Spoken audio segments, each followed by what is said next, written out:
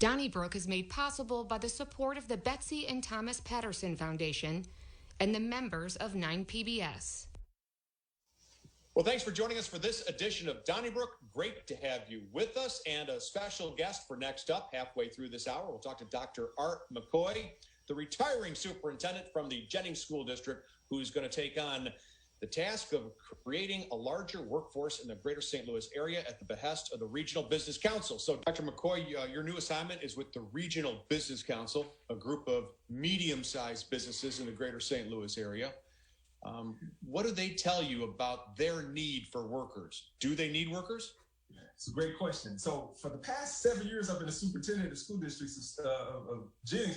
We never had a list of what the need was that was fresh from industry. And I was on national committees trying to work on, well, what does industry need? And the speed of the need always went so fast that there was no documented list until I started working directly with industries. And that's what made them fall in love with me, and I fell in love with them. And we have lists that have been crafted of power skills, which I call it power skills and not soft skills, because if you're from a middle class or upward family, then it's soft to you to be able to have $50,000 or $60,000 or more dollars a year, to show up on time, to be well dressed, to be well spoken.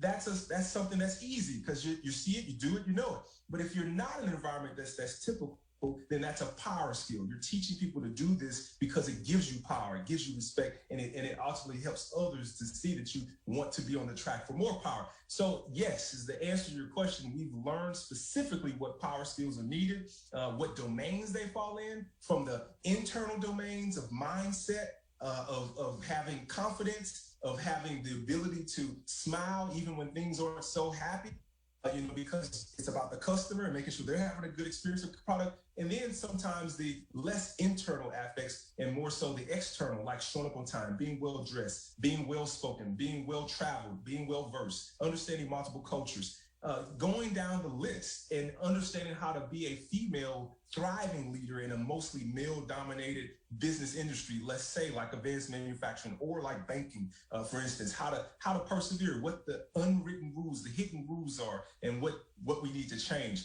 So I've very craftily coined this, not DEI, but D.I.E, diversity, inclusion, and equity, because we die as a company, we die as a country, we die as communities if we don't do it right.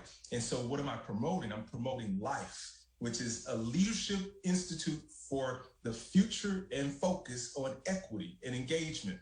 And so in my roles, I do have the role of RBC champion of STL.works, but I also have the role of being a distinguished fellow for St. Louis University, their first distinguished fellow for the School of Education, and their third for the School for the Geospatial Research. The $50 million donation by Rex Singfield, where again, Robert Cardillo is the first fellow, the retired NGA CEO. Dennis Muhlenberg is the second fellow, the retired Boeing CEO, who's working on advanced manufacturing, and then Art McCoy is the third, working on training, workforce pathway development. I don't just want a pathway pipeline, I want a highway. And so we're putting together this workforce highway so that we can have more stars on that highway, and we can do it. My own life is a testimony to that. I mean, how could I retire at this age?